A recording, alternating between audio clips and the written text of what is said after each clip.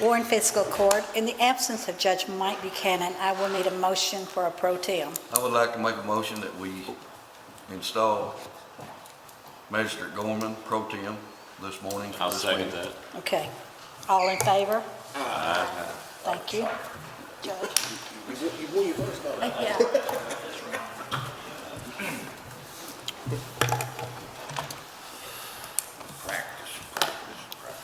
That's right.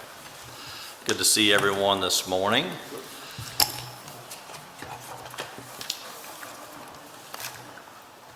Warren Fiscal Court is now in session, Friday, September 9th, 2022.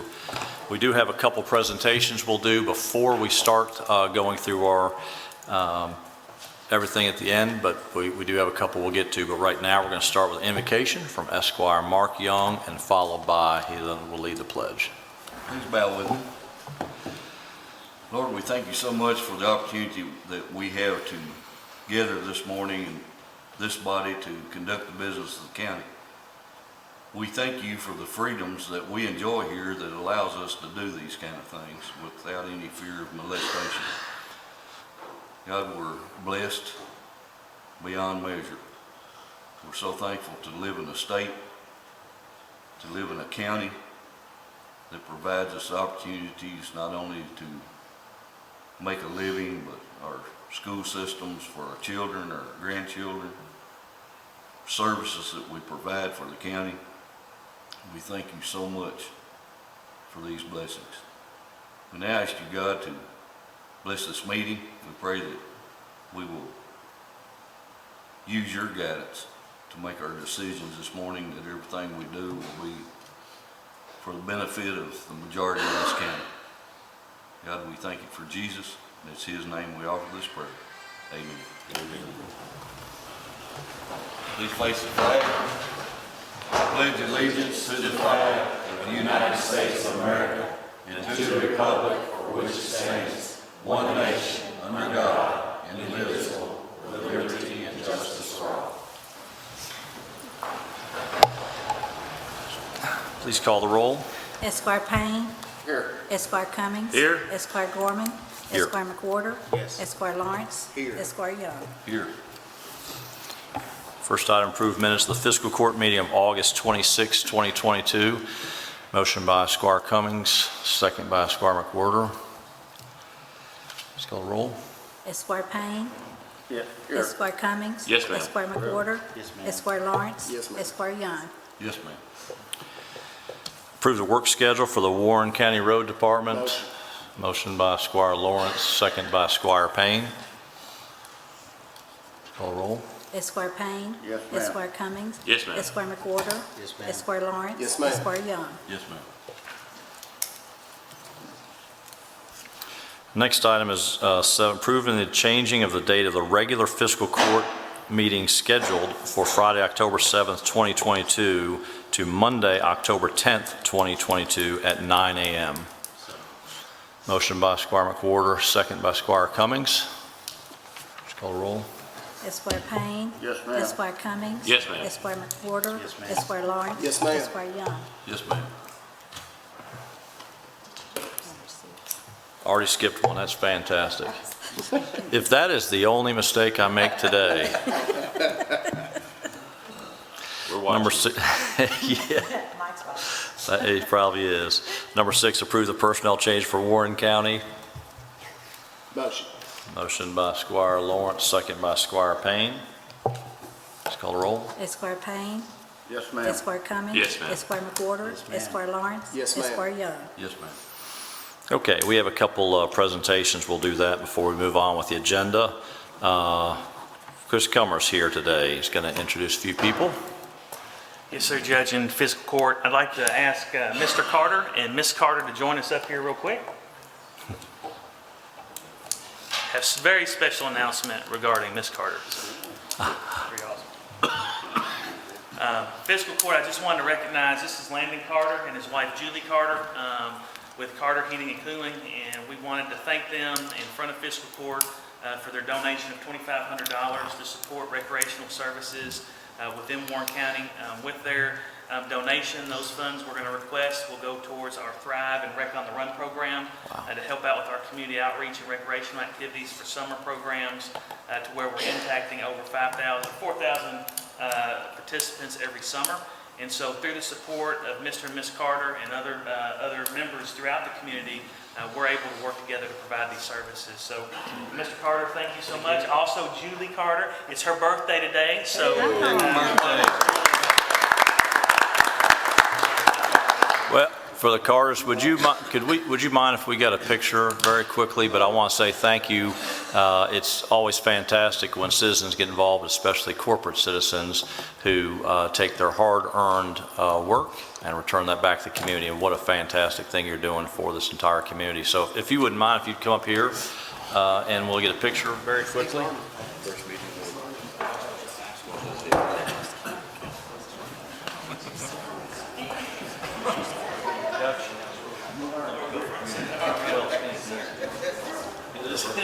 Y'all stand in front of us so we don't have to move.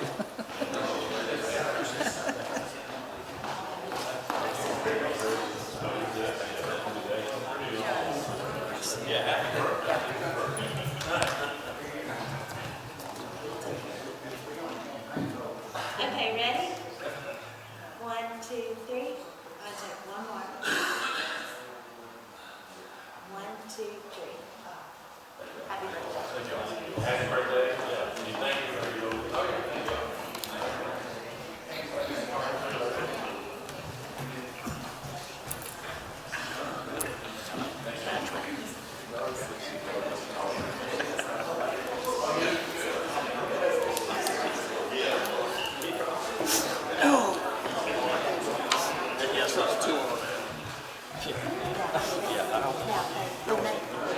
Yeah, I know. I knew I was forgetting something.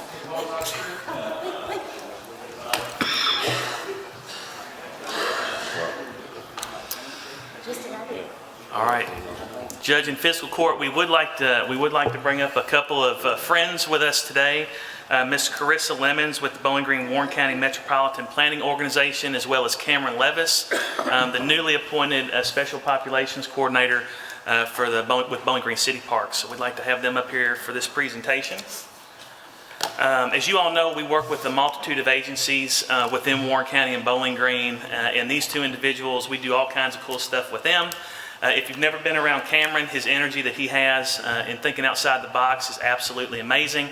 Carissa is the same. She's unbelievable, doing a lot of really great things throughout the community. And so several months ago, they came to us and said, hey, Chris, would you be interested in being a partner in regards to a bigger project that they're doing in the Jennings Creek, Moss Creek, Creekwood corridor in regards to the new Greenway path, as well as some other features that the city will be working on and has worked on in that corridor. And for those of you all that may not be familiar with the area that we're talking about, this is the area directly behind Moss Middle School and Jennings Creek Middle School.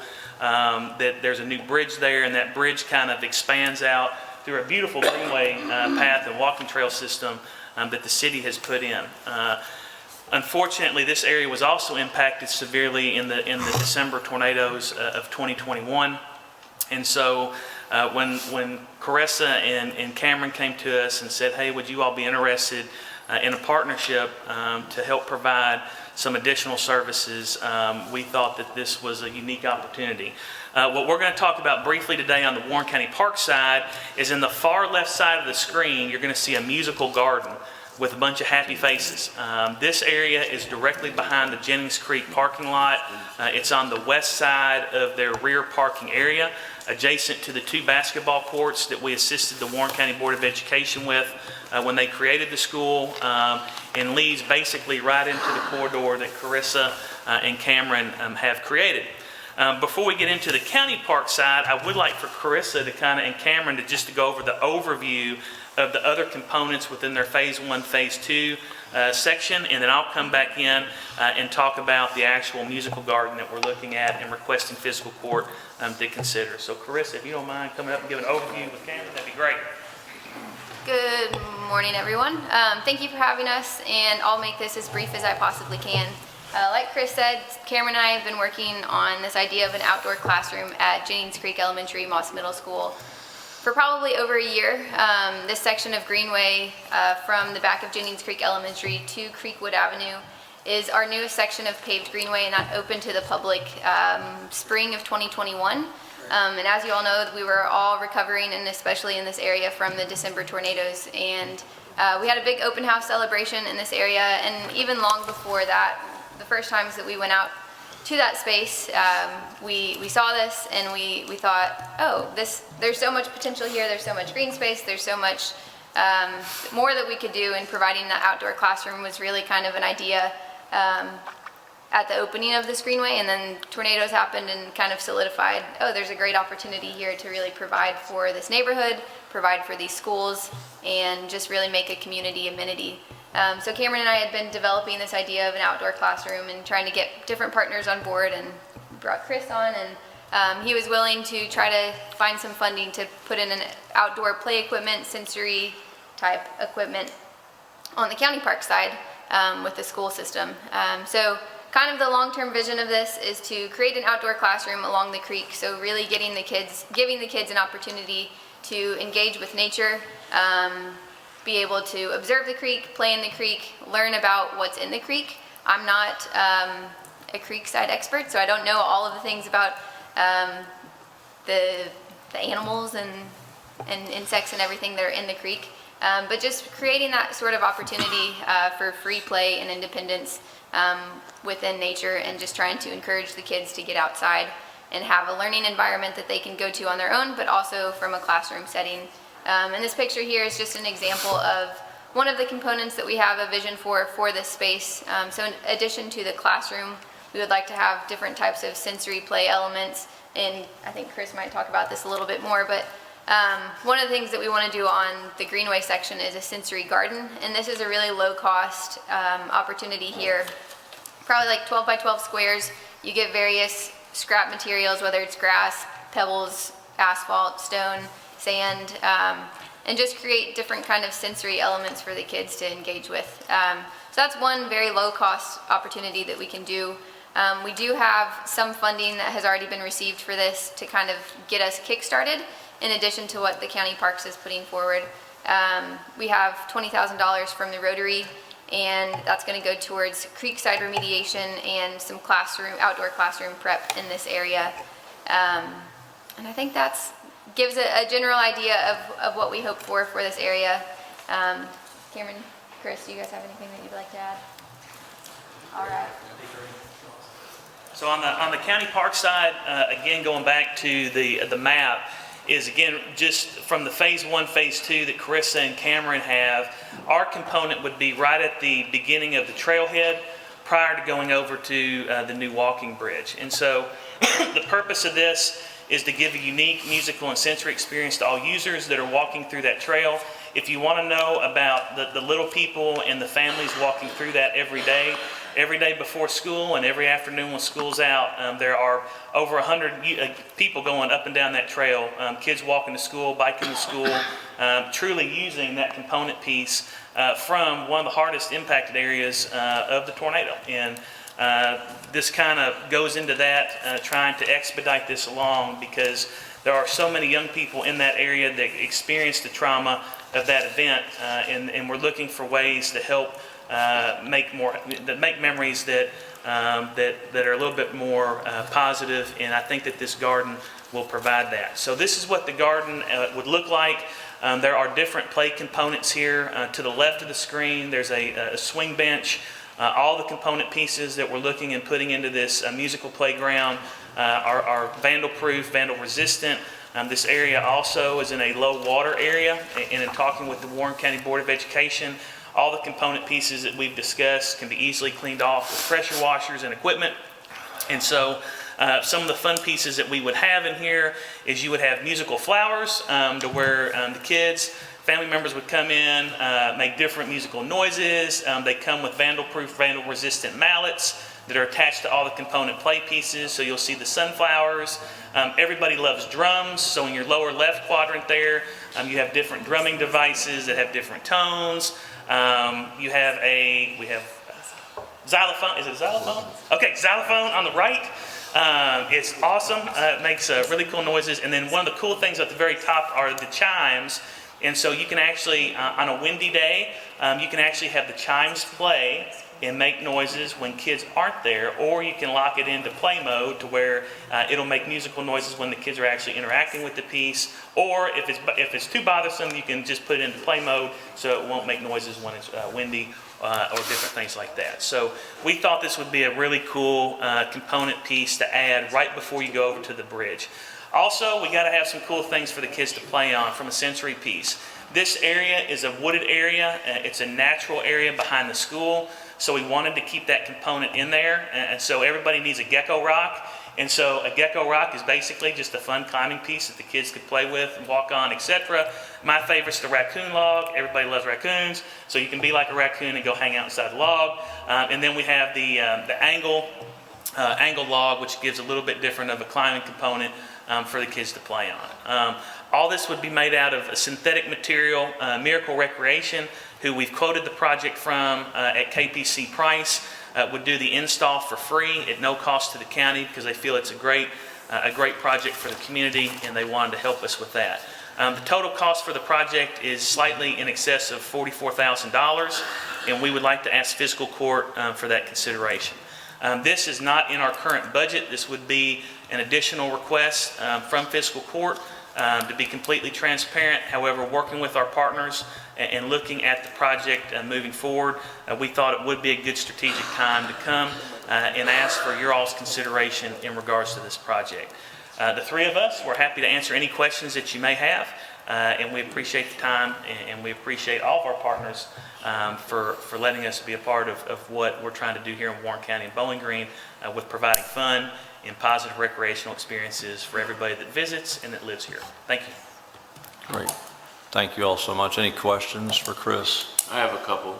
Yes, sir. This land, is this city land or is this county land? So this land actually is owned by the Warren County Public School System, and we've talked with Chris McIntyre and the school. They're fully supportive of the project and have given us permission to put this on county school land. The area that we currently maintain, we maintain over 100 acres of the Moss Middle School campus.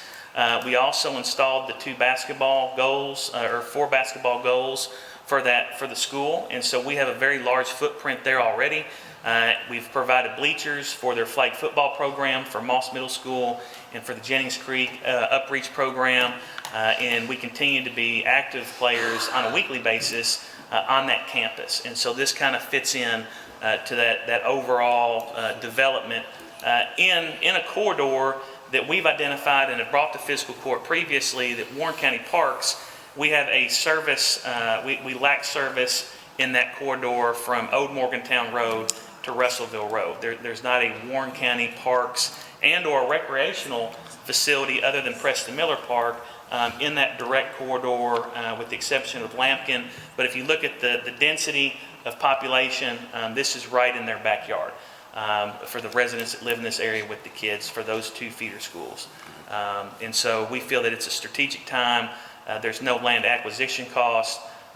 We would develop it there on the property that we already maintain. All right, so again, you still answer my question. Is this an annex, is this a city, annex, or county property? This is a Warren County Public School property. Okay. Yeah. Still, is it in the city, is it in the county, or is it in the annexed area? It's within the city limits. Okay. That's the question I wanted. Yeah. Second question is, who's going to monitor all this and kind of look after it once it's installed and so forth? I know all the problems we've had with thefts and problems and issues. You know, is this going to be an ongoing, my concern is it's going to be an ongoing issue that's going to be costly to us as Fiscal Court. We would absorb the entire maintenance cost into our system. The component pieces that we put in place, the only thing that would really affect these components is if you burn them. It'll discolor the equipment, but they're vandal proof, they're metal, they're extremely hard to really mess up. It would be put on our weekly maintenance plan that we already have at the facility. Yeah. Thanks. Chris, I have a question. Yep. Talked about this area being in a flood-prone area. Since we have a footprint there already, how big a problem is that? flooding in this area? Since 2010, when we experienced our flooding, Fiscal Court, with our mobile pressure washing units, we have purchased equipment to be able to sanitize, pressure wash off, and clean all of our properties. We actually have over 200 acres of county parks land that's in a designated floodplain. When we do have flooding events, we have the tools and equipment to clean those up. This would be the same in that bridge area. We would actually offer our services to our partners in the event there was a flooding event. We have the equipment to be able to go in, clean the equipment off. It'll be a different type of compacted mulch that we can actually purchase locally. It would be a very easy cleanup if the creek ever flooded. Yep. The only thing that could be taken would be the mallets, and as part of this, Miracle Recreation is going to provide additional mallets for us. I believe they said 10 sets, and you've got to, I'm not going to tell how to get the mallets off, but it takes considerable amount of effort to remove those musical, I guess you would call them sticks, mallets, drums for the different component pieces.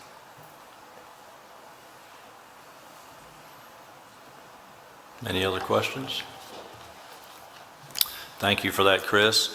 If it pleases the court, though, I'm going to move up, as we'll talk about this, item number 30, which addresses this right now. Approved determination the amount of $44,185 to Miracle Recreation. That's KPC pricing for a sensory garden for the Riverwalk Greenway walking trail that connects to Jennings Creek subdivision. Motion. A motion by Squire Lawrence, second by Squire Payne. Any discussion or questions? If not, please call the roll. Esquire Payne. Yes, ma'am. Esquire Cummings. Yes, ma'am. Esquire McWhorter. Yes, ma'am. Esquire Lawrence. Yes, ma'am. Esquire Young. Yes, ma'am. And I would like to say, Chris, that if you haven't been out there, just drive to the back of Jennings Creek Elementary. You can see the Greenway Trail right there. It is highly trafficked from what I would consider to be ground zero of the tornado. And so I do think this is making a positive impact for people that need that, for an area of our community that will greatly be enhanced by it. So thanks for that. All right, I'm also going to make another change, move up 2 items, number 25 and 26, primarily because it involves the sheriff and he can arrest people.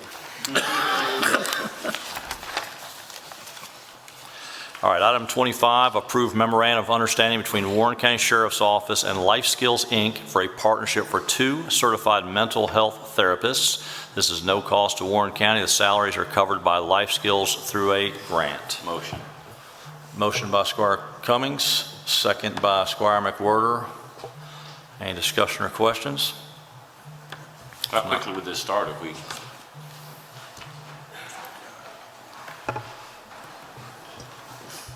Glad you asked. So we hope to begin this next week. And so we've already got some things that have met about and talked about with some of the homeless that we have as well. So the idea is to utilize these individuals kind of as on call if we have situations with suicide attempts and or overdoses or mental health crises situations, that not only will we kind of respond, the law enforcement being the tip of the spear, that then we can bring in these resources even on scene or have follow-up with these individuals to try to reduce some of the recidivism we have with some of the problems with some of the homeless and mental health individuals that we've run into regularly. So this is just a great opportunity. This is something new that this grant was kind of came to us through Life Skills. And I know Melanie and I went last year out to Salt Lake to kind of look at how they use law enforcement with mental health therapists to try to help with some of the situations that they had. And so we're not exactly ready to have us paired up in the same vehicle as they do, but the idea would be that they would respond kind of almost like our chaplaincy program does when we have situations we need to have them out. So we can have them on standby maybe down the street, and once we can de-escalate enough, we know it's safe, we can bring them in. And this is somebody who won't necessarily be in uniform. They'll be wearing these purple shirts like this, so easily identifiable, and that's kind of the national symbol of kind of mental health.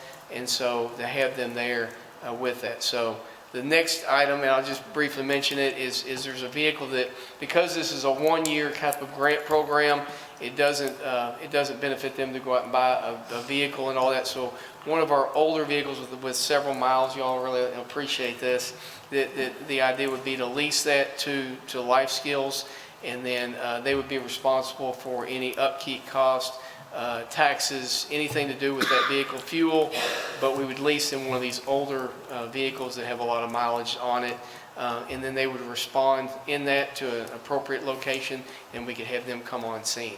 So, Well, thank you for answering. I can tell you, mental health issues is probably one of the biggest things we're facing going forward. You and law enforcement understand that. yes, sir. But the citizens should understand that this is hopefully a great first step. That maybe it'll grow.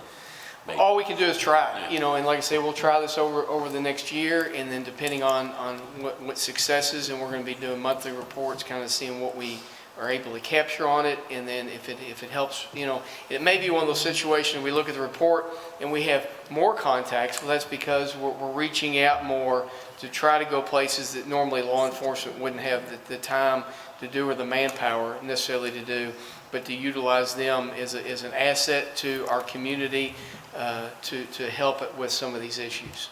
Thank you. Any other questions?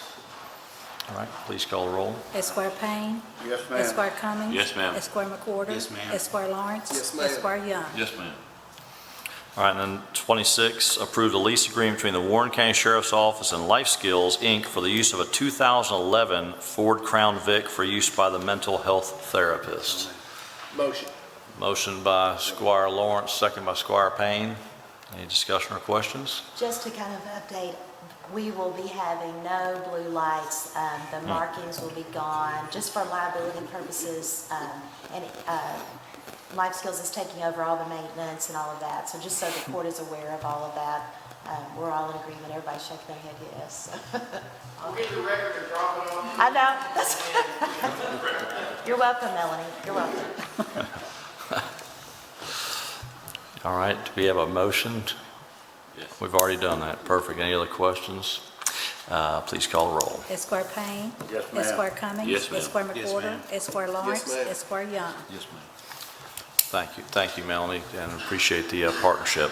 All right, now before we jump into the rest of it, we do have our last presentations from Scott Waste, and they're going to give us a little update on Monday morning, what we can expect and everything, so.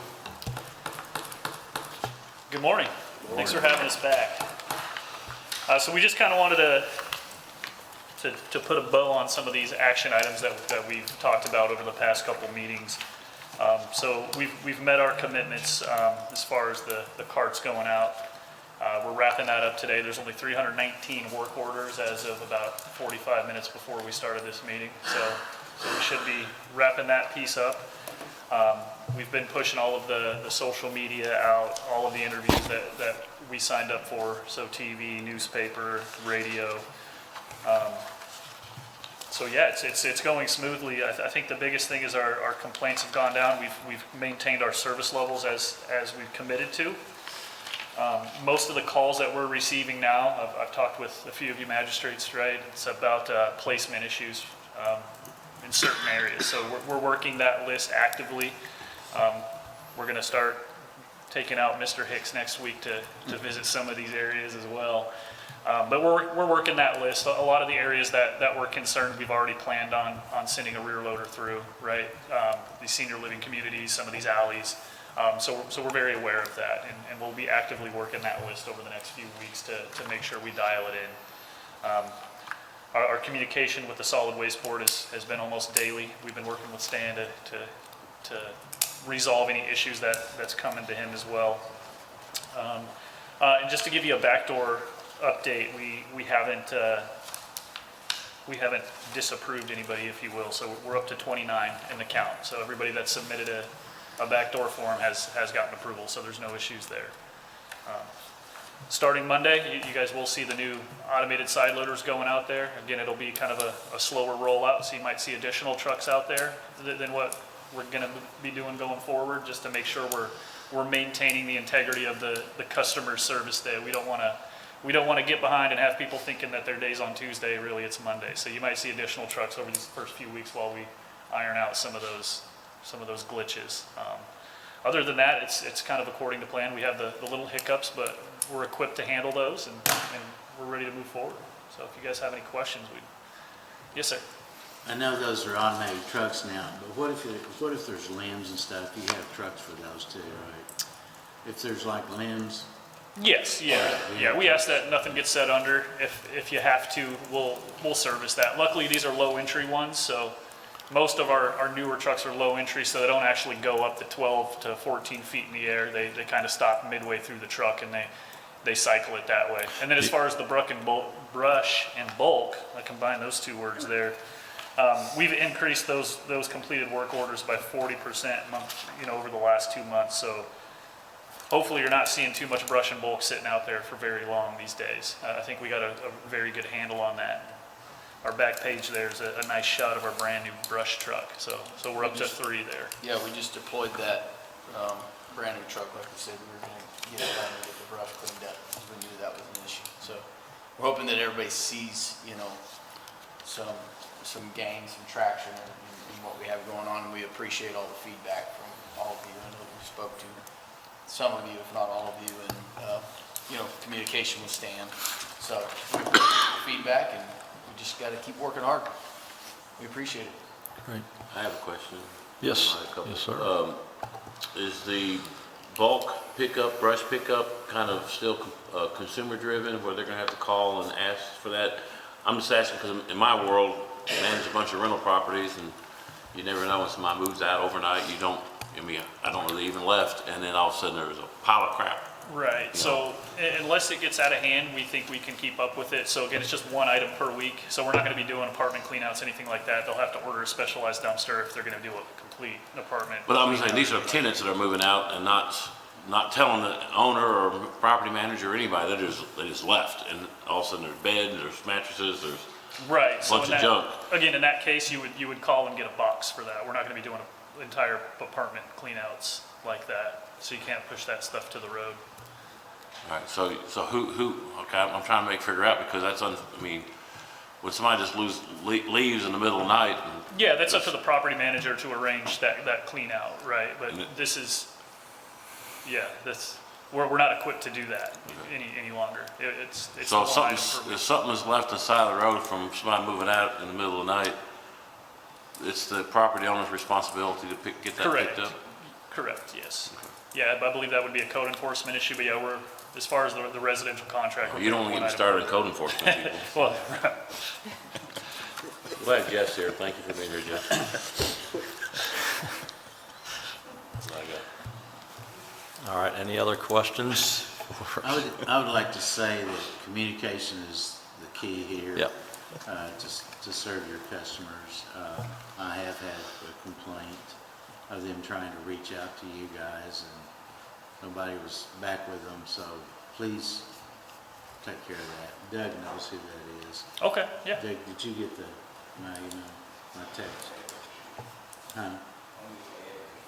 Yeah, I sent it to you in a text. Let me know if you got it. Yeah. Sure. But anyway, just please do that. That's an important thing. Yeah. Makes us look better. No, absolutely, yeah, that's the expectation. We should be getting them back within a day, yeah. I also We'll do have, some research on that. if there is a single mattress by the curb, I'm talking about the county, the driver that's picking up the weekly trash, would he call that into y'all? Would he make a note Yes. or something there? Okay. Yep, yep, he'll tell whoever's picking up bulk that day, and we'll swing by and get it. And we implemented the tablet system for that. So the drivers will have tablets, be able to go straight to our system. They're just gonna bulk items out there that he can't get, we'll swing by and get it. Great. Fantastic. Any other questions? I just remind every customer in Bowling Green, and then every customer, if you're a customer of Scott and the county too, they do have that Waste Connections app. I would encourage you to download it because it gives you all the information that way. For instance, you're not putting your cans out on Labor Day when they're not picking up and leaving them out there for 2 days. It does tell you it's good information, but again, especially the next month, we need to absolutely be communicating every issue there is. We're going to have some issues. Monday really is the first day of changing this over, and so we anticipate it's a change for people, and they used to have it this way, now they have it this way, and that's expected. But just, I'm sure you're going to be responsive to those, because we'll have them, and of course everyone in the courtroom here is the ones they'll hear about first, and that's fine, and we'll pass it on. But hopefully you'll hear about it as well. But we're looking forward to that. We appreciate the hard work, but again, we got to bear down. Next month will be the most important, I think, of the whole thing. So I do have one more thing. yes, sir. Scott was charging $22, I think, until the new contract. When does the $19 and change start? September 1? So that's in the city of Bowling Green. Yeah, okay. Yes. Well, Yeah. okay. Yes, sir. So if they would be charged 19 starting September. Correct. Okay, Yeah, it's like 1935. okay, yeah, I knew there was change. Yes, sir. All right. Any other? Yes, sir. Squire Payne. I'd just like to say, I made a call to their office the other day. Not a problem with them, I thought it was a problem with something I did. They ended up taking care of it very quickly. I told them not to. I said, I'm just trying to get the information. So, the difference between Scott Waste and another collection company, everybody's going to make mistakes. The only difference between your company and some other company is how you take care of your mistakes. And if it's, I was very well pleased with what happened yesterday. No fault of yours, no fault of mine. It was, I'm going to tell you, it was the fault of 2 turkeys. I'm talking about real turkeys, real animals. And I'm going to leave it at that. That's the first time I've heard that excuse from my driver. It's 4 different states and it's turkeys, yep. Squire Payne will be here afterwards if the media wants to speak to him about the turkey. But no, that's great. We do appreciate it's a lot of hard work, but again, we are fully dependent on you to do what you have promised to do, and we expect that to happen, and we also know it's going to happen, so we're proud about that. Mr. Hicks, always good to see you, and thank you for having Doug be here but not speaking. That's a good thing too. Thank you.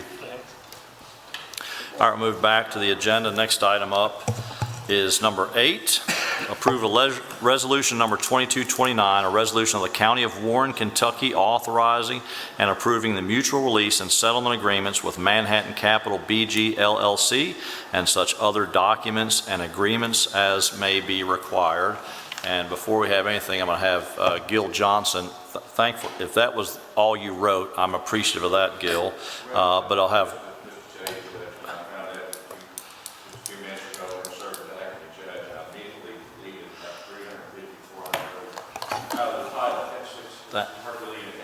Thank you for that.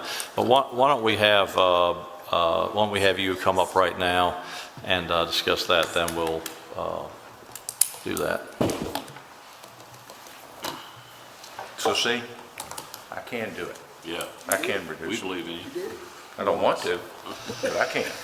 Once. No, I'm all joking aside, this really is the first of 2 resolutions that are going to come before you all here this morning, and it's intended to be that way. I don't know how to describe it except that it's barely a substitution of the current lessee, if you will, of the RAT, I call it the RAT project, and it's normal, but we have to follow the procedures that are outlined in the agreement, which is exactly what we're doing. So the new tenant, and I apologize, I'm really kind of combining both of these resolutions kind of together here for this presentation purposes.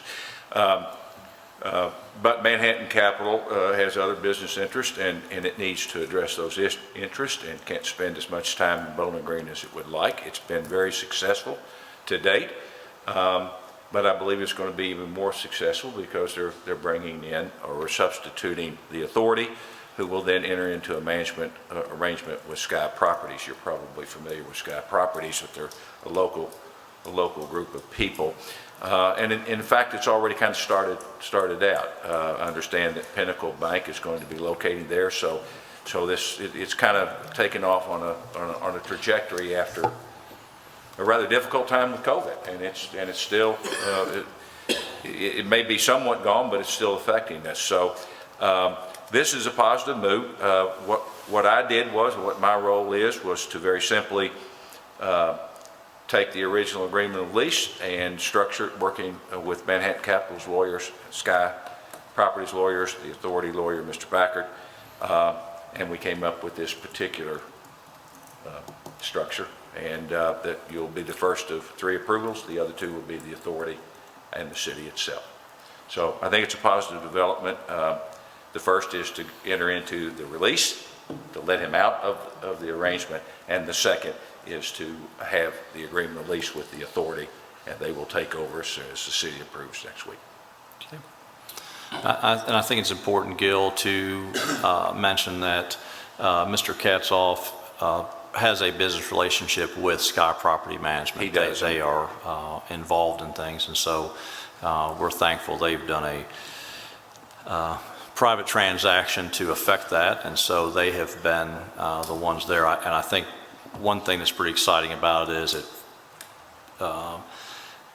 breaks ground and makes the way for a new development there at the front of the ramp, which is a $18 million apartment complex. They'll be able to do this now that Sky's effectively bought out Mr. Katzoff and what they have done. So that should be a positive thing as well. Well, and he put it on the positive foot to go forward, and this demonstrates that going forward. I got one question, if you don't mind. Yes, sir. Do you happen to have a timeline on the construction of the new apartments around the ramp out there? Yeah, my understanding is before the end of the year, right at the first of the year. So I mean, this is a project that's moving quite rapidly. At least now it is. So yeah, at the end of the year, Tom. I'll make a motion that we accept this. Motion by Squire McWhorter, second by Squire Young. Any further discussion or questions? Please call the roll.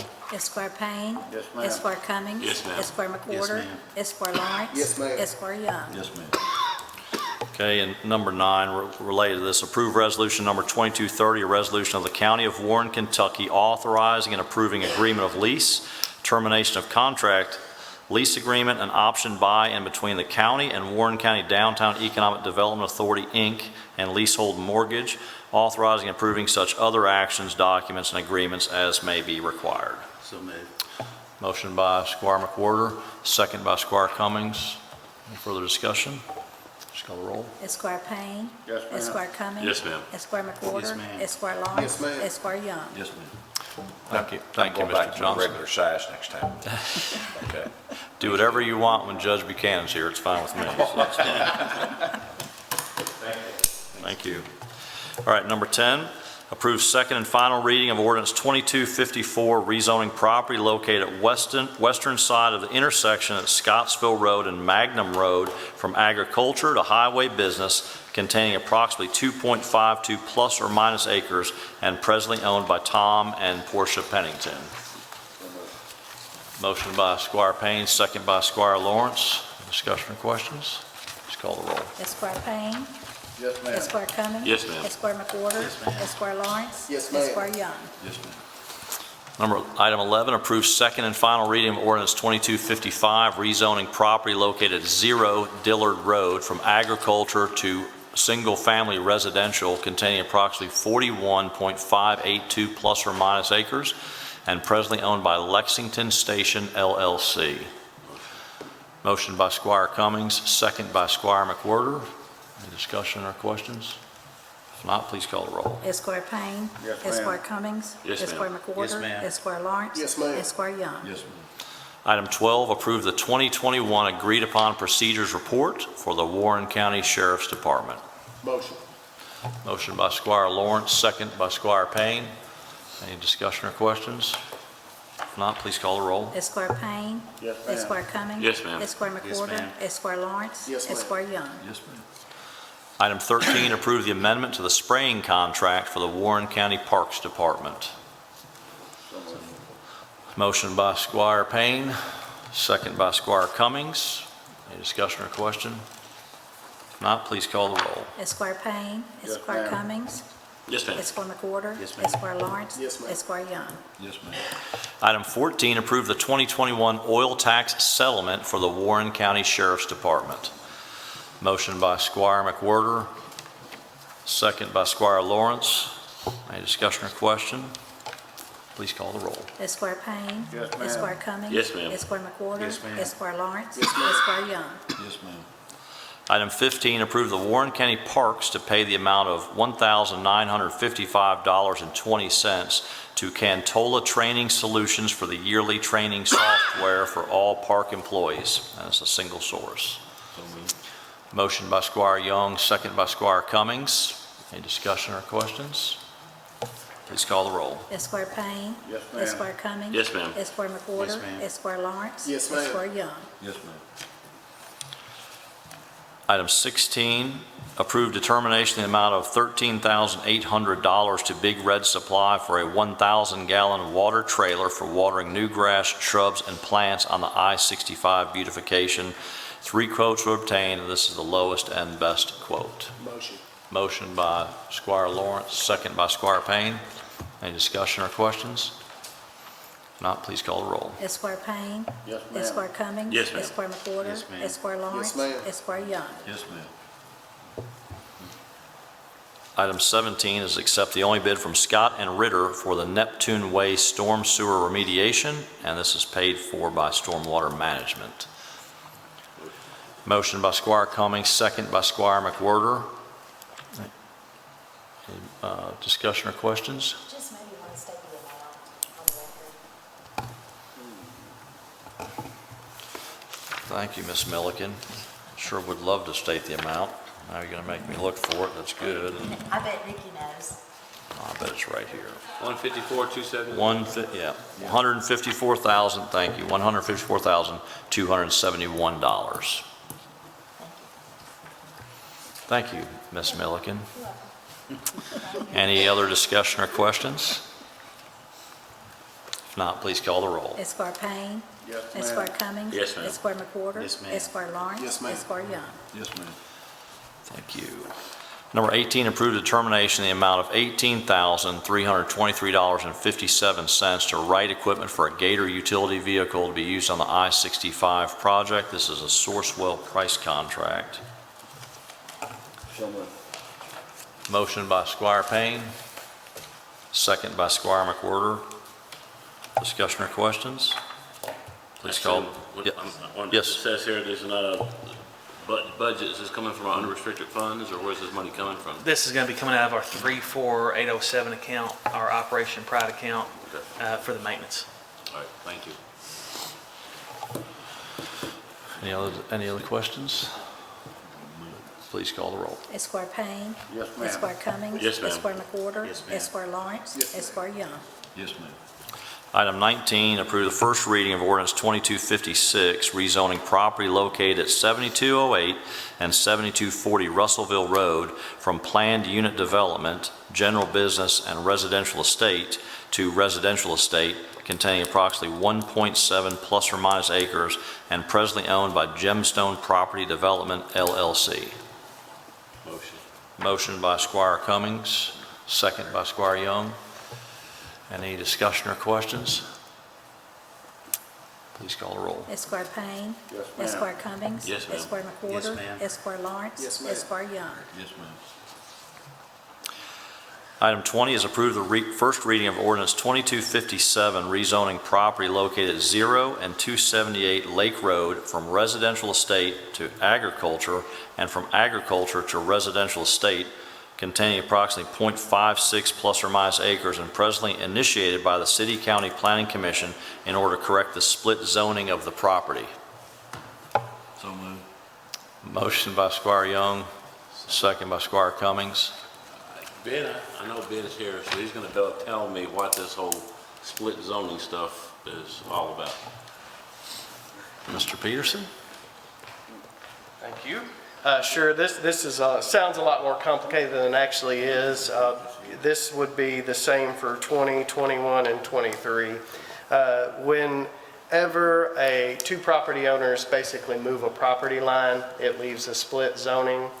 In the past, we would make them go through the whole rezoning process, the public hearing, and they would have to pay $500 to $1,000 in fees and fees to their surveyor.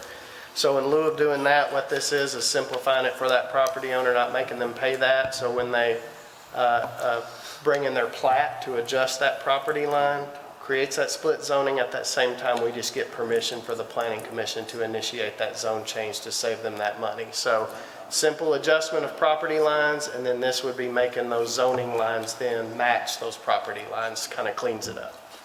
Okay, so these properties are not necessarily being rezoned, you just move, a property line's being moved, and you're cleaning up the Right, legal so paperwork. if you think of two rectangles and they have a line between them, they move that line over, and so both properties then have two different zonings, so we're just moving that zoning line to match the property line. So no actual use of the land is changing, nothing's really changing, it's just making the zoning match the property Thank you lines. for clearing that up. Great, good. Yes, sir. Good question, yeah. Yeah. Great, thank you, Mr. Peterson. Any other questions? All right, please call the roll. Esquire Payne. Yes, ma'am. Esquire Cummings. Yes, ma'am. Esquire McWhorter. Yes, ma'am. Esquire Lawrence. Yes, ma'am. Esquire Young. Yes, ma'am.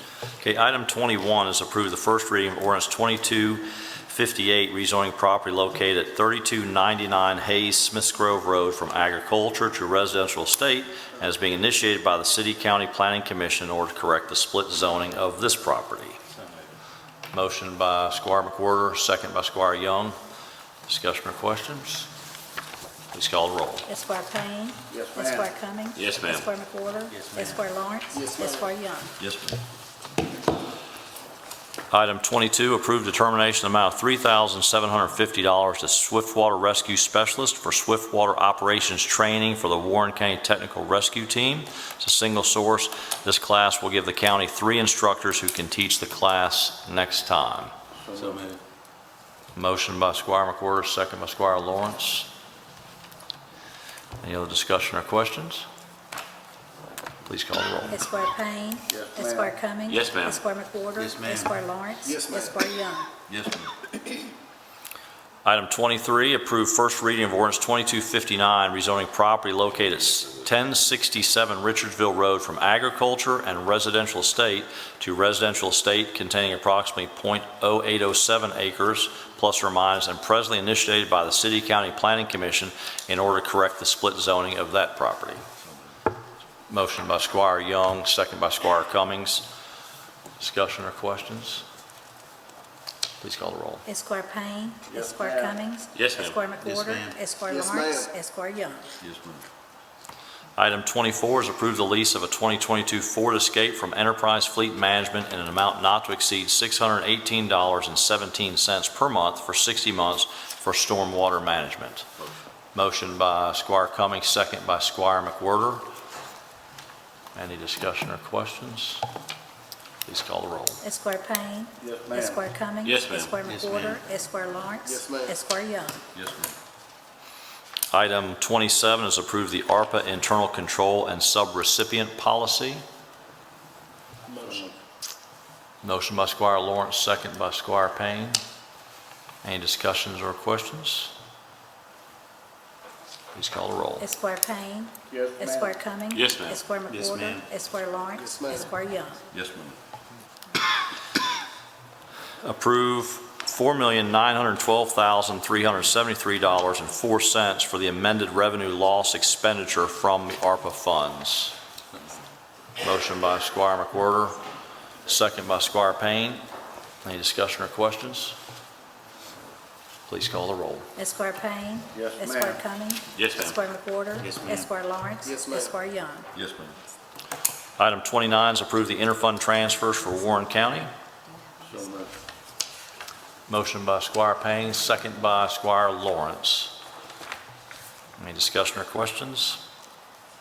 Please call the roll. Esquire Payne. Yes, Esquire ma'am. Cummings. Yes, Esquire ma'am. McWhorter. Yes, Esquire Lawrence. Yes, ma'am. Esquire Young. Yes, ma'am. Item 31 is approved determination in the amount of $2,199.99 to Amazon for GIS computer for the stormwater management. This is paid by Stormwater Management. 3 quotes received. This is the lowest and best quote. Motion. Motion by Squire Lawrence, second by Squire Payne. Any discussion or questions? Please call the roll. Esquire Payne. Yes, Esquire ma'am. Cummings. Yes, ma'am. Esquire McWhorter. Yes, ma'am. Esquire Lawrence. Yes, ma'am. Esquire Young. Yes, ma'am. Item 32 is approved the first reading of ordinance 2260, a budget amendment for Warren County. Motion by Squire Payne, second by Squire Lawrence. Any discussion or questions? Please call the roll. Esquire Payne. Yes, ma'am. Esquire Cummings. Yes, ma'am. Esquire McWhorter. Yes. Esquire Lawrence. Yes, ma'am. Esquire Young. Yes, ma'am.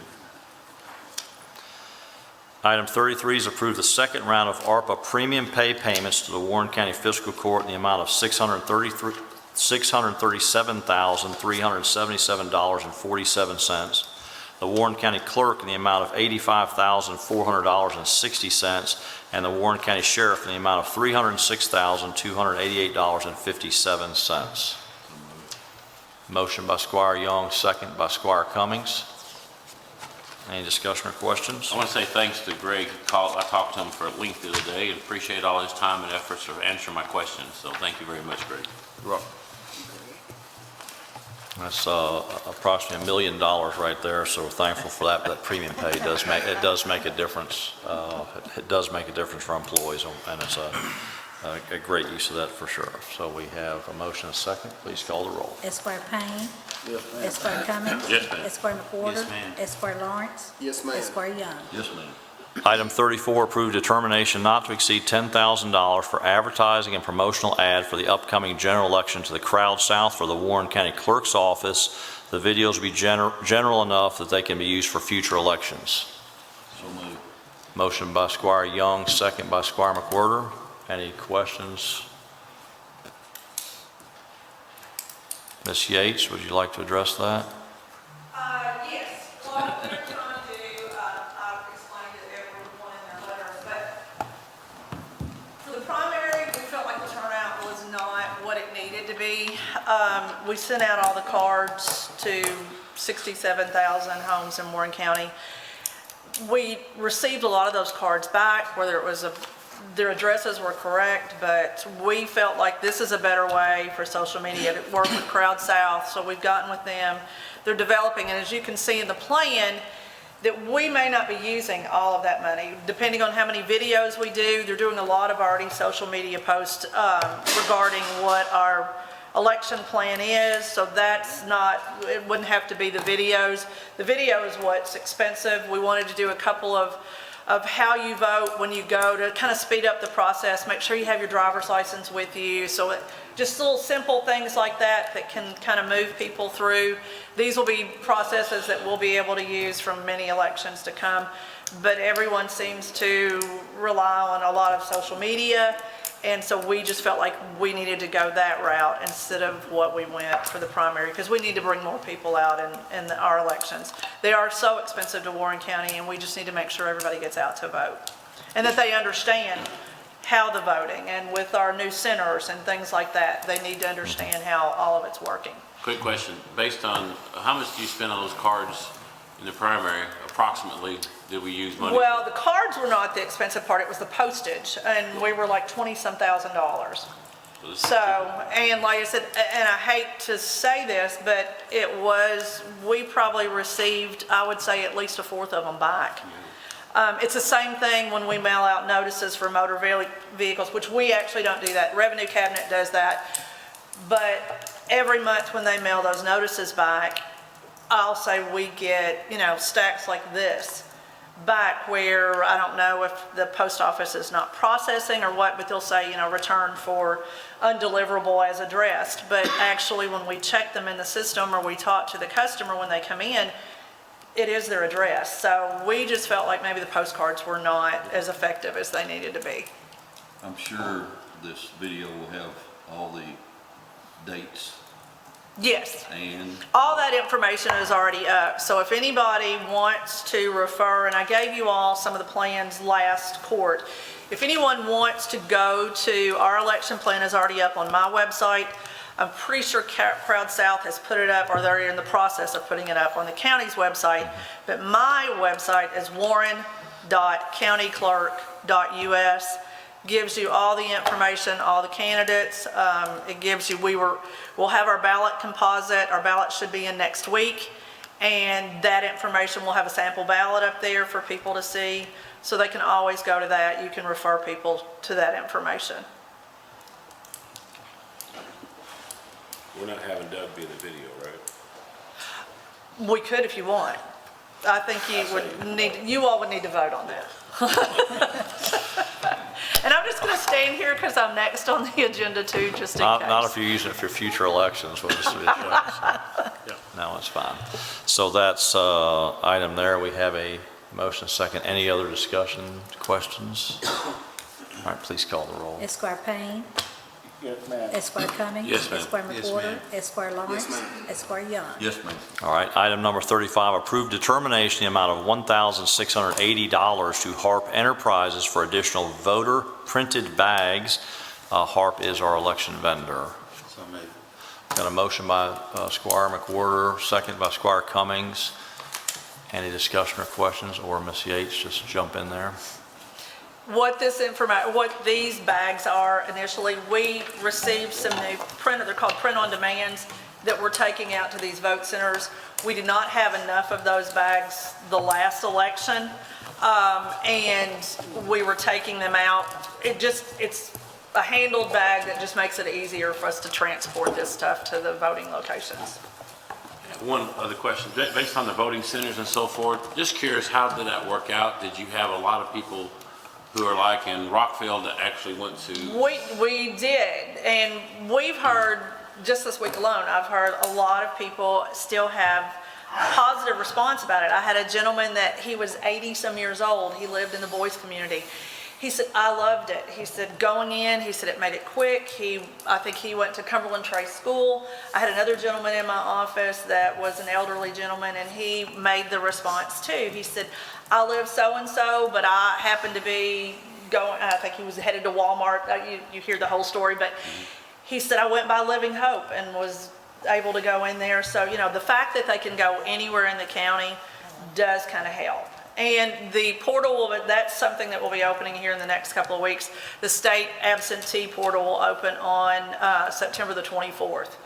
So for anyone that wants to apply for their ballot, they can get a jump on it. And if they have problems with that, they can always contact our office and we can do it for them. Okay. I was curious if there's a lot of We've heard a lot of positive response about it, so, but it's our 2020 forever changed things that, of course, we were emergency determination, we had to do it at that point, but we heard such a great response from the community that we felt this plan, and this plan is not set in stone. It's going to be forever changing, I think, a little bit. We can't change within an election cycle. But when we do a reapportionment next year, depending on those magisterial districts, we may change that. Also, something that, with the law changing last year, allowing the early voting. Those 3 days, we did not see, and this is going to be something that we'll be tracking all the information and the data, but we didn't see a huge turnout for early voting.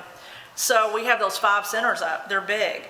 We may actually scale those back and put like 2 or 3 vote centers for early voting, and then go on out for election day and go on out into some of the communities that we can put smaller voting areas out in those magisterial districts. If we don't say, there's no sense in us doing all the work and the heavy lifting of putting these huge centers if people aren't going to turn out for early voting. So that's what we're trying to track all this information. And like I said, this will be for changing a little bit until we get a system in place that the whole community enjoys.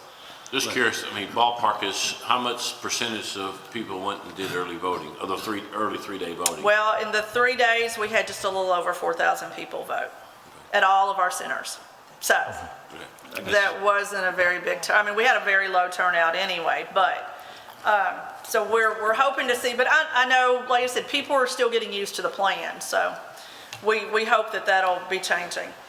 Because we will be, a lot of people think that the early voting is just something that we're doing right now because it's still leading out from COVID. That's not the case. The law has changed, so from now on, we will have the early voting the 3 days prior to the election, prior to the Tuesday elections. That will be until the laws change again. Hopefully they won't. Hey Lynette, I would just like to recommend that we put a voting area north of town. You've heard this. I have. And I would appreciate that. And that's something that we have talked about, and I did speak with some of the people there in Smiths Grove about that. In fact, you were there. But with it being within this election cycle, it's just the changing, typically the State Board of Election doesn't like us to do that. And as I've said, as we kind of see how these things work, if we see the early voting centers are not being utilized as much, we will go on out into the communities. That being said, too, we have, Smiths Grove, we have Richardsville, we have Hadley, we have Brownie, and all of those, and we're going to try to address that, but we haven't heard, a lot of negativity about it because it is so accessible all throughout town.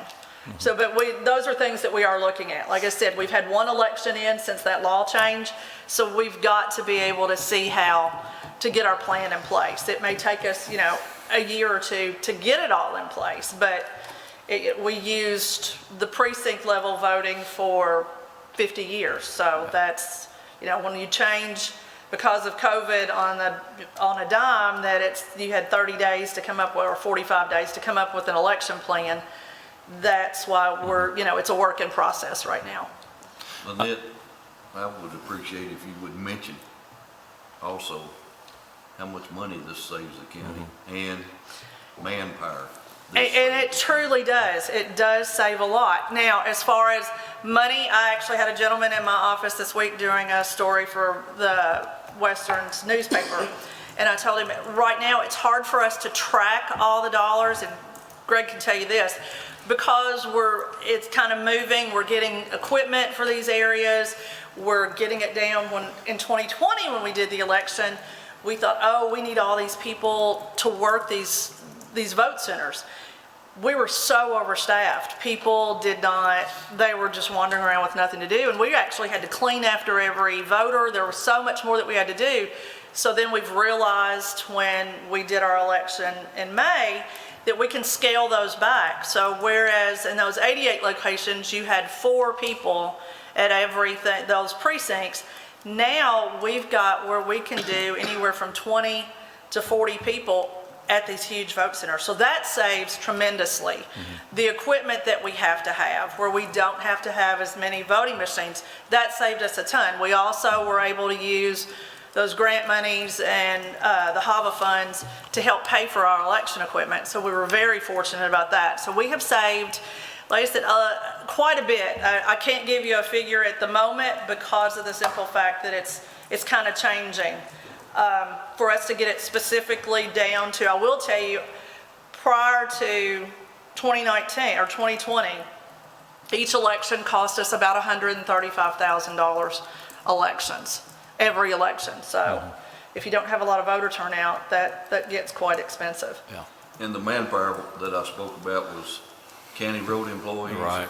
Parks Exactly. Department employees that were have to be taken off their normal jobs. Well, Chris helps us. For the road department before Chad and when Jerry was here, they would go out and set this out. But yeah, it was all over the county. So that took a long time to get all that equipment out. Now that we have these 8 centers, Chris's group has it down to a science. They come in and they can have that thing set in 45 minutes to an hour.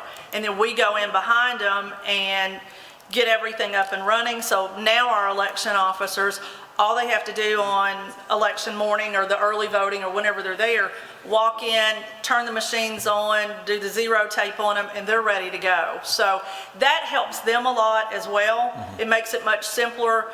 The election officers aren't, as stressed with everything that they had to do on election morning to set up all the equipment. And if we had problems, then, they were calling in. Now with the smaller centers too, or the smaller locations that we are just the 8, I can actually have some of my employees at each, because we do close down on election day for only elections is the only process we use.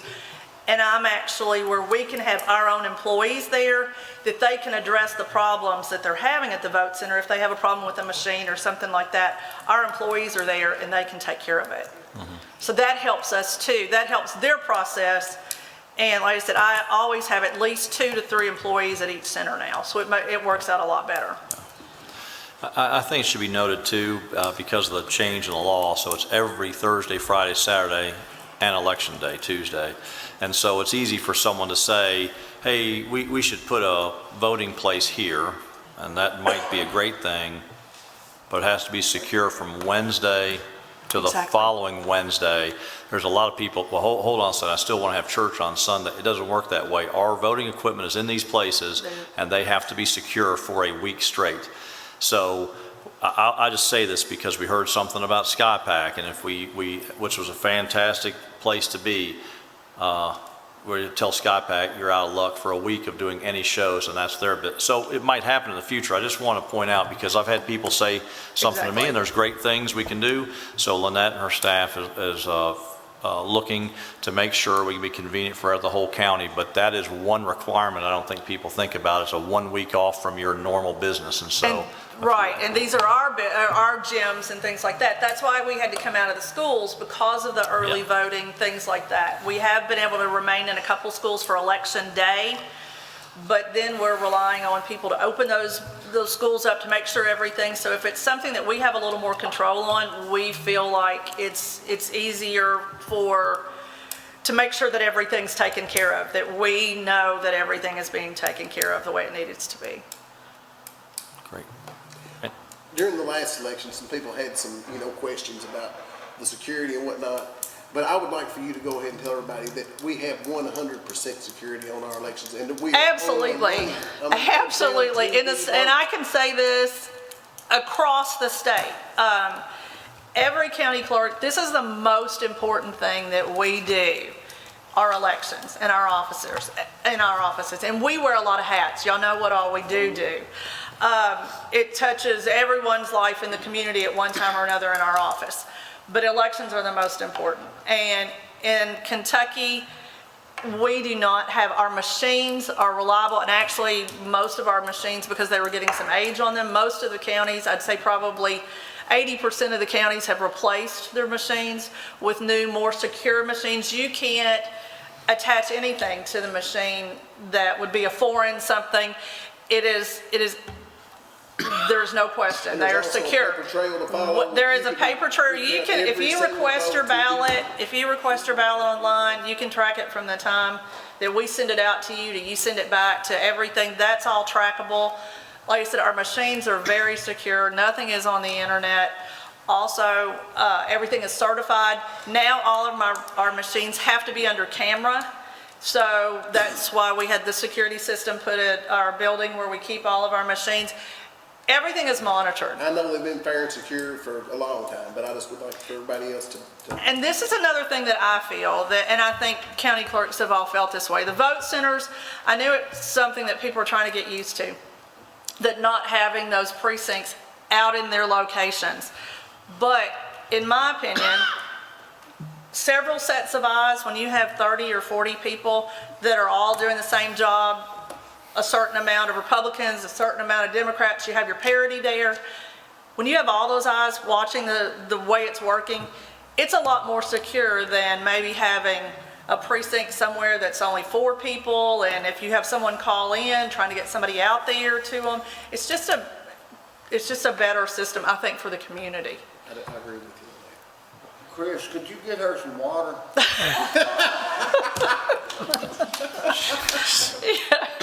I didn't bring all my notes, but I'm trying to do this. Okay, anything else? Judge, you were on record time of getting done. I know. Was. Sorry. Oh, we're in good shape. Anyone else have any questions? No, it's fine. It is important information. Again, when we come to this, there's changes. I think what people need to understand is this might be the perfect system 15 years from now, but it's a lot of elections and everything we do. I do think we're going to look at these early elections and see what that is. The expense, we have to have it. It is a privilege for people to vote in this country. They don't take enough advantage of that, but those are other issues. What we have to do is provide a secure, safe election, and that is all Warren County can do. That's what we're responsible for. So Absolutely. thank you for that. And her office does an amazing job with it. So Thank you. Thank you very much. Thank you. Any other discussion or questions? Please call the roll. Esquire Payne. Yes, ma'am. Esquire Cummings. Yes, ma'am. Esquire McWhorter. Yes, ma'am. Esquire Lawrence. Yes, ma'am. Esquire Young. Yes, ma'am. Thanks, Lynette. Thank you all. Thank you. Item 36, grant authority to emergency management to execute short-term labor contract for CRS rating, community rating system information. Motion. Motion by Squire Cummings, second by Squire Payne. Discussion or questions? Please call the roll. Esquire Payne. Yes, ma'am. Esquire Cummings. Yes, ma'am. Esquire McWhorter. Esquire Lawrence. Yes, ma'am. Esquire Young. Yes, ma'am. All right, will the treasurer please report the claims?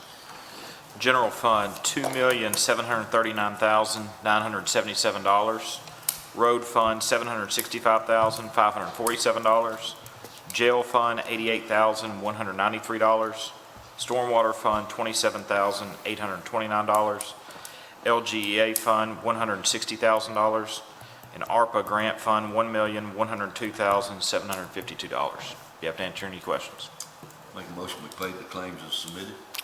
Motion by Squire Young, second by Squire McWhorter. Discussion or questions? Please call the roll.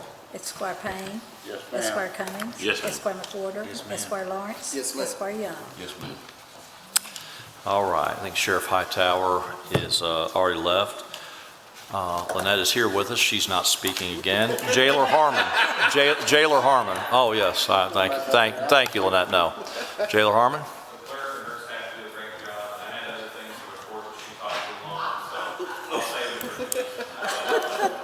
She can filibuster. All right. Mr. Comer? Thank you.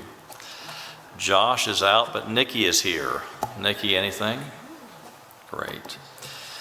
All right. I think Ronnie's not here. Tommy. Susan Lewis not here. That's fine. Mr. Peters? Yeah. She was here. She had to leave. I have an announcement for her too when we get to that point. You want to do it now or Okay. later? No, we'll do it later. Do you have, do you have, Now we're working, now we're working. I mean, and do you have excuses for Holly, Ronnie, or Tommy Loving, Lynette? Do not. Okay, thank you. All right, Mr. Peterson? Thank you. They're all working hard. Mr. Markram? All right. Mason, good to see you. Thank you for being with us today. Squire Payne? Thank you, Judge. Thank you, Lynette. Squire Lawrence? Thank you, Judge. Squire McWhorter? Thank you, sir. Squire Young? Thank you, sir. You did a great job this morning. Yeah. Thank you. An easy agenda. And I'm going to run it for everybody because I got a couple announcements. And something that will shock everyone, Squire Cummings? One is from Susan Oliver Lewis. Okay. She had to step out because she had to go to the meeting regarding the Out of Darkness Suicide Prevention Walk that's yes. coming up October 9th out at Ephraim White Park at 1 o'clock. She want to make sure that got on there because that was also a big pet project for former magistrate Traubert. Yes. So it's something we hope to continue to do. So that's not mine. I do want to talk about the Boys Fish Fry, the annual Fish Fry. It's this Saturday, 5 o'clock out at the Boys Community Center. Especially those running, it might be a good time to go out and politic a little bit. So big event. Kudos to Chris and his staff. The NDR Nationals held this last weekend out at Fillmore Park. It went off seamlessly. I had more people come to me and to talk to me about how wonderful our town is, our facilities are, and You know, they'll be here next year, but I think they're gonna come back soon enough again. But it was a great event, and his staff did an amazing job out there for us. And the new building, I don't know if y'all been out there and saw the new building at the finish line, so it's got completed, done, it's nice looking. And last but not least, I get 2 more times to mention this time and next week, next meeting is Operation Anvil. It's coming up October 1st. It is the most unique event in Bowling Green, Kentucky, with the World War II reenactment that's coming out at Fillmore Park, and hope y'all plan to come. 2 battles, 10 and 2, but we'll talk one more time about it at our next fiscal court meeting, but thank you, and you did an absolute great job. Thank you. After a sluggish start. It's a low bar, that's right, that's right. Yeah. All of us have it figured out. Deputy Judge Smith. Thank you so much. Good.